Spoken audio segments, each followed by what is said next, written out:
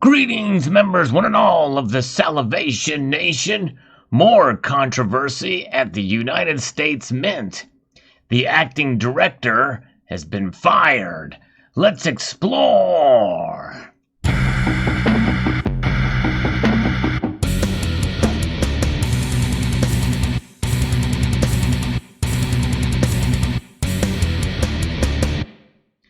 As of the recording of this video, as I've heard news from a comment on one of my videos, this is still on the U.S. Mint's website.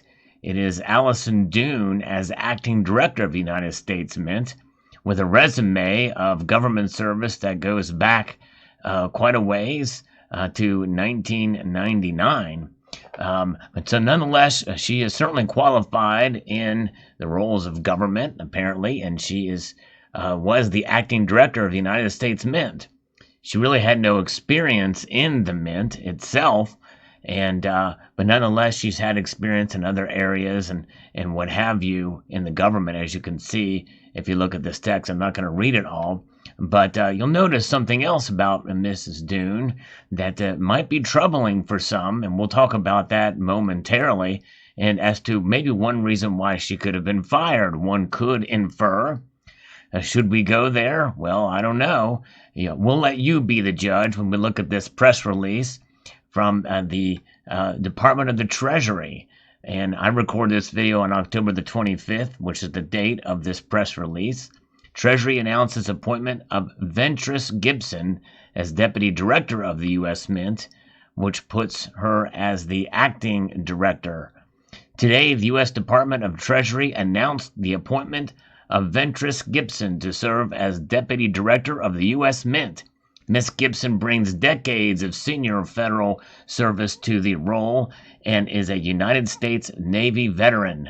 She will serve as acting director, making her the first black person to head this bureau.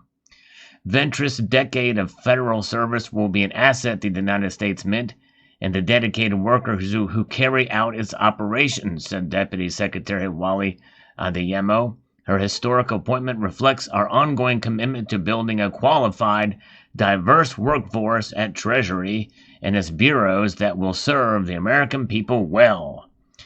Thank you to the Secretary of the Treasury for entrusting me with this important responsibility, said Ventris Gibson. I'm delighted to join the U.S. Mint and excited to continue connecting America through coins alongside the highly dedicated and professional workforce of this agency. Prior to joining the Mint, Ms. Gibson served as Director of Human Resources for Washington, D.C.'s Department of Human Resources, and during her tenure with the D.C. government, she provided executive oversight and execution of human capital programs and services for nearly 37,000 employees. She's a United States Navy veteran who previously served as the Associate Deputy Assistant Secretary for Human Resources for the U.S. Department of Health and Human Services. She was responsible for the development, articulation, and delivery of the department-wide human resources policies, plans, and programs. Her career with the federal government also included the Federal Aviation Administration, where she served as Assistant Administrator for Human Resources in the Department of Veterans Affairs. So it goes on, and she's got 40 years of both human resource executive and professional positions. She's a recipient of numerous awards and recommendations. And this goes on there, but and again, it's not to say that the director of the U.S. Mint necessarily has to be a coin collector, but I do think they probably should have a little bit of more experience working with organizations like mints or manufacturing and dealing with with employees with manufacturing, rather than government service with human resources, which is essentially kind of what we saw in a different aspect here with Allison Dune, who I don't think is any less qualified than the Ventris Gibson. But we can probably make a guess as to why Miss Gibson was chosen for this position and why Allison Dune is out. And that gives us to a look at the press releases here, or the news from the U.S. Department of the Treasury's website. This may tell us more than we think. On October the 25th, a coordinated strategy to advance racial equity at Treasury. Not racial equality, but racial equity. And then we have other things talking about aspects of racial justice and the like. We've got U.S. Department of Treasury, first counselor for racial equity, and then we've got the first deputy director of the U.S. Mint, and then we're seeing other aspects of it where that is a part of this look. In fact, if we look at this even further, there is this coordinated strategy to advance racial equity at Treasury. And we can see here some, I think, is relatively troubling language here. President Biden has made clear since day one that advancing racial equity is not just a moral priority for our country, it is also critical to our economic success. Taking steps to unlock the unrealized potential of undeserved communities makes our economy stronger and benefits all Americans. This is one reason why the Department of the Treasury is focused on advancing racial equity. This informed our decision to create a dedicated Office of Recovery Programs and has flowed through the policy and operational decisions we've made to implement the historic American Rescue Plan. At every step, our commitment to racial equity has been front and center. And of course, if we take a look at this and we look further down, we see that Secretary Yellen has made clear this focus on racial equity must be reflected in all Treasury programs and initiatives. To understand our starting point and opportunities for improvement, Treasury conducted top-to-bottom racial equity assessment over the first 200 days of the Biden-Harris administration.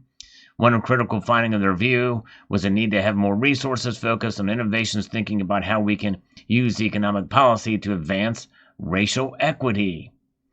And she will announce the appointment of the Treasury Department's first ever counselor for racial equity, Janice Bowdler, and it'll be the first counselor for racial equity. And so we know that essentially, we'll look through all this, that is probably what led to the appointment of the first acting director of the U.S. Mint, who is black. Now, let me qualify this by stating that, to me, it doesn't matter what color somebody is. If they are qualified for the job, they should get it. In fact, we've seen that through the whole of the United States, even through the Civil War. There were blacks in America that excelled in spite of what they had to go through back then, which, by the way, what is happening today with black Americans pales in comparison to what blacks had to go through during the time of slavery and through the time of the civil rights movement up through the 60s.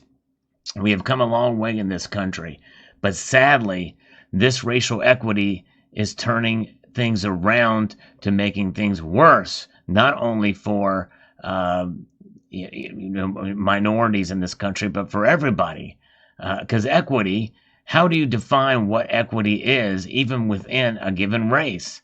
Because, that's just it. It's about equality of outcome as opposed to equal opportunity. Who decides what the outcome is going to be?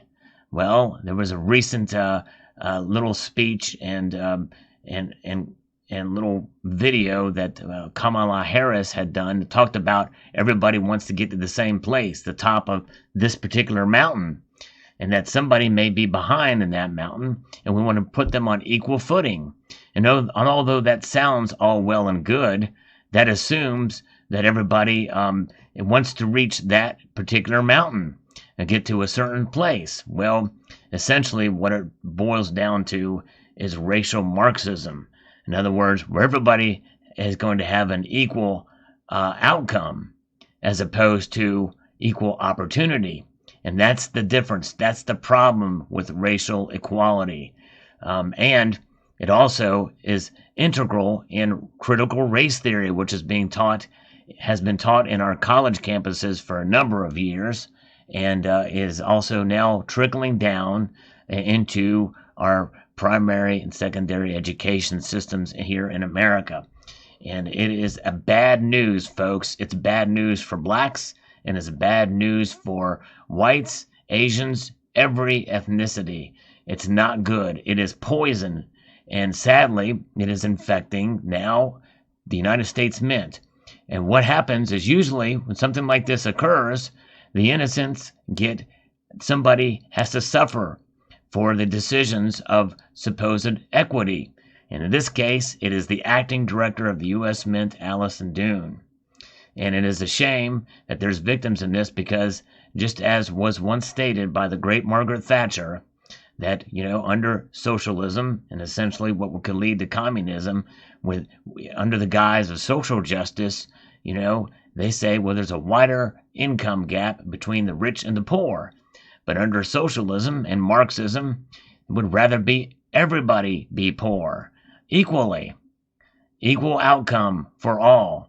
And essentially, it's control for all under the guise of this supposed racial equity. It's bad news, and it's infecting the United States Mint now. And to me, this is far worse than having a bad white guy that has been Mint director before that caused a lot of problem because, if you start implementing politics and trying to appease to a certain group of people, and by the way, what's to say equity, even from within a certain race, is going to how that is going to be dealt with or decided?